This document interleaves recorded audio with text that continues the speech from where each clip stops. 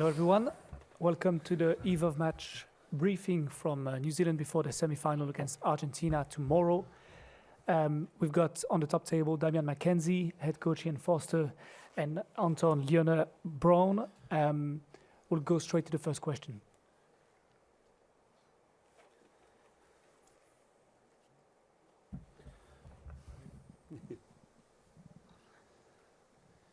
Hi guys, I'm Sergio Stuart from Ole Newspaper.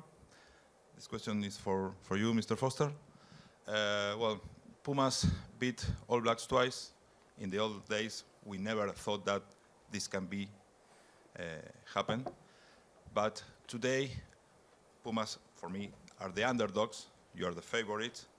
I want to know what is your opinion about the Argentinian team, and if you, I don't know that you don't want to this happen. If you think that Pumas can beat the All Blacks, well, they're in two teams in a semi-final. Anyone can win, so that's the first mindset that both teams have probably got.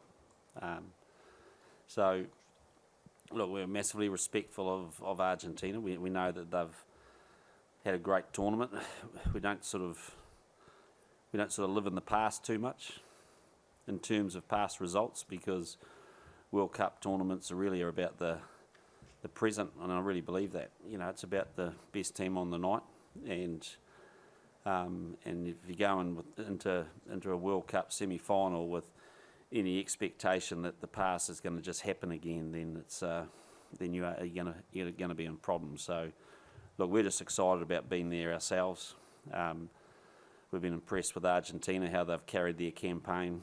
I thought it was a great victory against Wales, where they showed their tenacity, and we know that they've got that because we play them regularly, and they've always been a difficult opponent. So there'll be no surprises.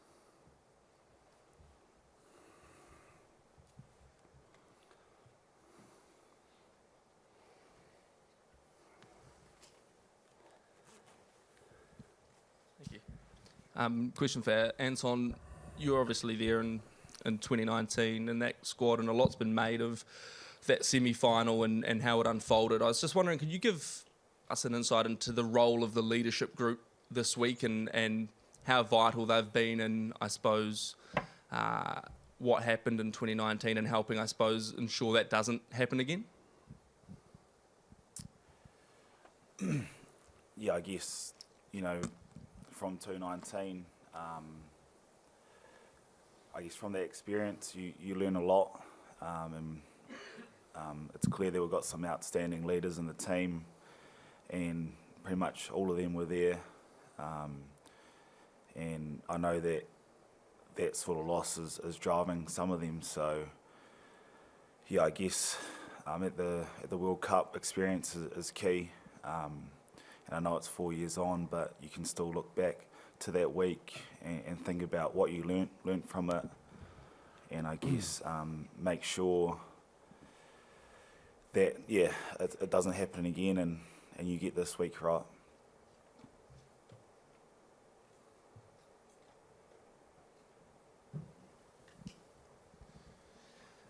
For coach, please, Pierrick for Varmetin. With Pablo Matera injury, Facundo Isa came back in the team for Argentina, and the game plan changed a bit. Why is Facundo Isa a danger in your mind? Because he's a good player. He looks fit, powerful, and he brings they've got a lot of damaging ball carriers, and he's probably at the top of the tree. So pretty simple. He's a good player.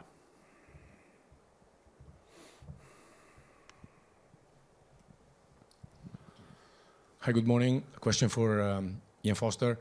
After such a big match against Ireland, especially from the physical point of view, are you expecting a different kind of match, maybe, against Argentina? Thank you. Look, it's different because I've got different jerseys on. It's not different from a physical side. And, I think the good thing about this game is that, we both know how tough each other is. And they're a very physical, combative team, particularly at the breakdown. and particularly the way that they tackle. And so, you know, you look at the likes of Kremer, and he's had a great tournament. And so it's a little bit of the same from what we had in the quarterfinal. And so, you know, we're not going in with any different mindset in that space. And so the moral of the story is that it's a semi-final. We're playing a team that's that we know will scrap and fight for every little bit of possession, and we're going to have to be at our best. We'll go in the middle and then in the back. Tēnā tātou. I've just got a pātai, some questions for Ian Foster. Given the yellow cards in the last match, how important is the discipline in the next match, and how do you prepare for that? Yeah, nice question. Oh, I think it's always critical. We were disappointed with one thing we didn't want to do against Ireland is get yellow cards, and we got 2 of them, and one we felt was pretty debatable, and one was fair enough in the circumstances. So, but again, it's a constant. You know, you've just got to really work hard at that. I think our discipline and accuracy has improved consistently through this tournament, and I felt that we had a really disciplined performance again against Ireland. And so I know we had a couple of yellow cards, but for a majority of that game, I felt we actually were very much in control of how everything we did. So we just got to take the confidence from that and expand it out a few more minutes.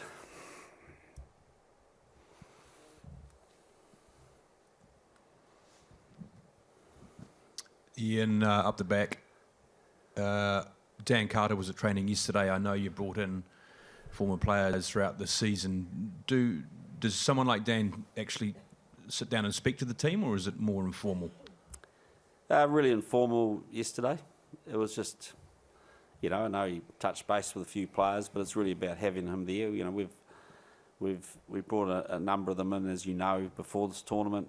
We've been privileged enough to have some of them around during the tournament, and the team love it, and I love it, because they've got a rich history of loving this jersey and what the jersey stands for, and they've got a great way of transferring that onto this current group. And often it's not done with words. Sometimes it's just about being there. We couldn't get too close to Dan because he had a nice cream French jacket on that meant none of us could hug him because we were all dirty, so he was pretty protective about getting that dirty too. So we kept our distance, but no, it was great having him in.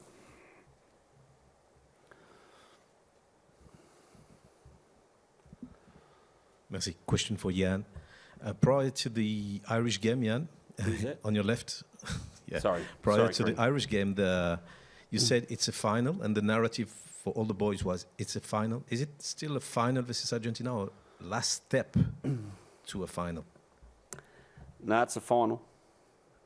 It's definitely a final, and the concept of no tomorrow in the last game we had is exactly the same this one.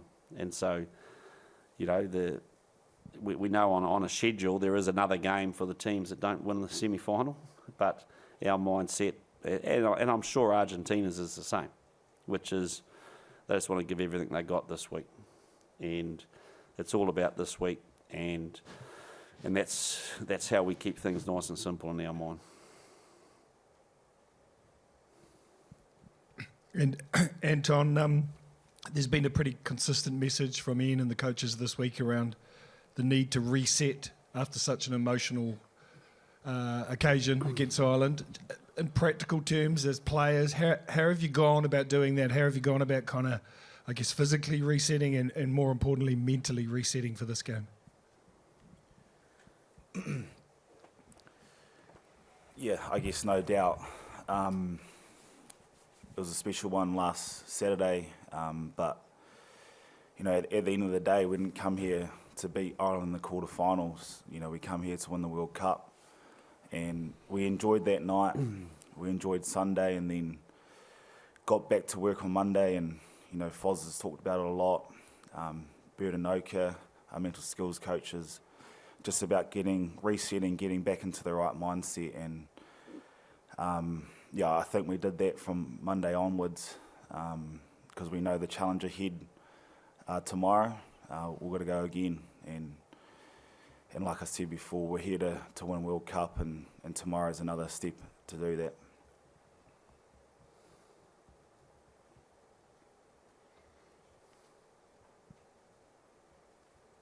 In the middle, please.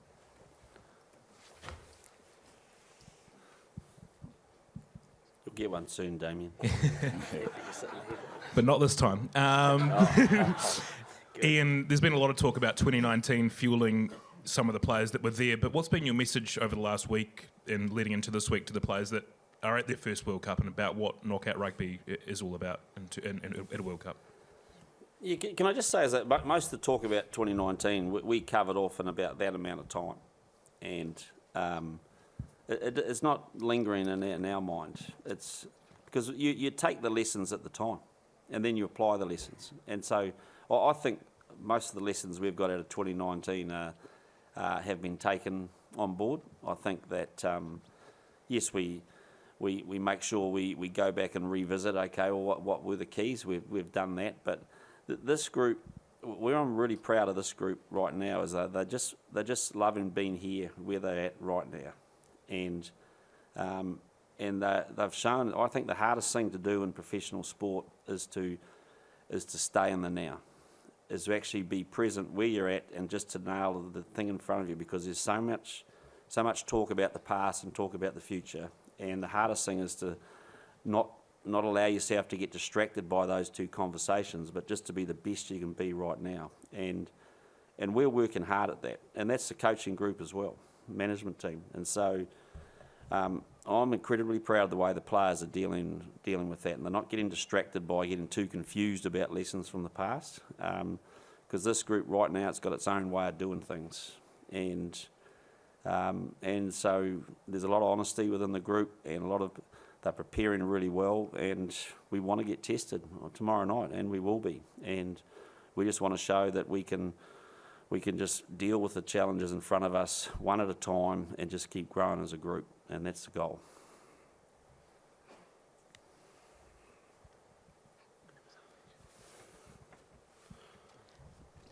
Damian, your luck's in. Can you be kind enough, please, to elaborate just in the comments Ian made about Dan Carter joining training and what input he had with you, and also further to that, just how pulsating it was for you also when you're on the bench last week and you didn't quite get on the field?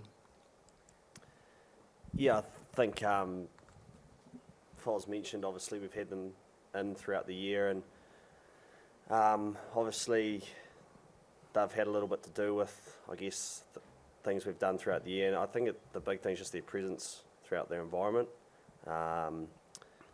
especially with Desi. He's helped us a lot, particularly us kickers throughout the year. But yeah, I think it's just their presence being there, and obviously they've got a lot of experience and they're legends of the All Blacks jersey. So just to have them in and about the environment is great. Then obviously the role on the bench last weekend, it was pretty nerve-wracking to say the least. But obviously, yeah, my role as a bench player is to come on and make an impact when I can, and whenever I'm required to do that, I'll do that. And last weekend, obviously, my role was on the bench, didn't get on, but that's, as a team, you do what you need to do for the team, whether it's on the field or off the field. So, yeah, if I get an opportunity this weekend to get on the field, obviously make the most of it. But it's just a great feeling from last weekend. You could definitely show there's a lot of care in that whole for 80 minutes, particularly in that last 5 minutes. So to be a part of that victory, whether you're in the 23 or not, is really exciting.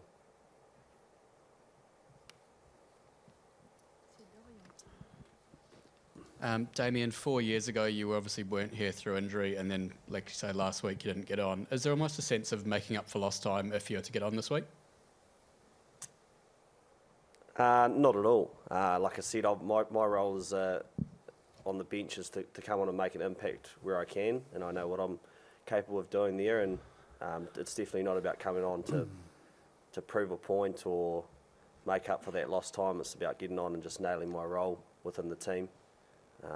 Usually that's to try and speed the game up most times, or be cool-headed when I can be. So yeah, my role as a bench player is to come on and just do my job for the team, not to do anything special, play freely, and nail my role. Yeah, I'm definitely not getting out there to try to prove a point whatsoever. We'll take two last questions in the middle and then on the side. Ka pai. D-Mac, Anton, this question's for both of you. Lots of talk about the crowd disrespecting the haka. What's your thoughts about that? Can you even hear them? And what does the next 24 hours look like for you guys personally if you guys prep for the game? Have you guys got any rituals or anything like that? Yeah, the haka was loud for sure, but I guess we can't control the crowd. They do what they want. For us, it's about just expressing ourselves and through the haka, and I think we did that really well. And then in terms of rituals, not too many rituals, probably a bit of cards tonight, a fair bit of chocolate, and then tomorrow it's just sort of chill out throughout the day. 9 o'clock kickoff's quite obviously a late kickoff, so it's just about not getting too keen too early, just enjoying the day, and then looking forward to getting into it later tomorrow night.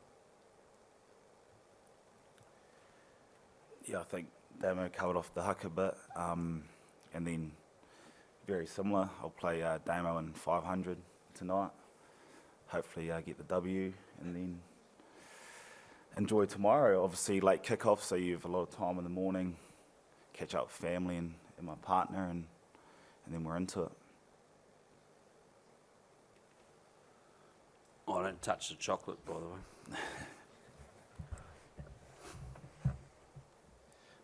A question for all three, please. How important is the hardy surveyor in the All Black locker, please?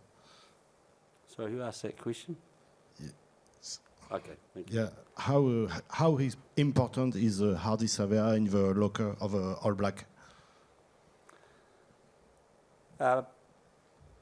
Look, we love Artie. He's a special player, but he's part of our group. He's got a role within our group, and he's a leader, and we love it when he expresses himself. But he'd be the first to admit that he can express himself when our group is functioning at the level that enables him to do that. So, look, he's a special man. He does some great things on the rugby park, but he's part of a group that is excited about expressing ourselves. Thank you very much, gentlemen. Thank you. Thank you. Thanks.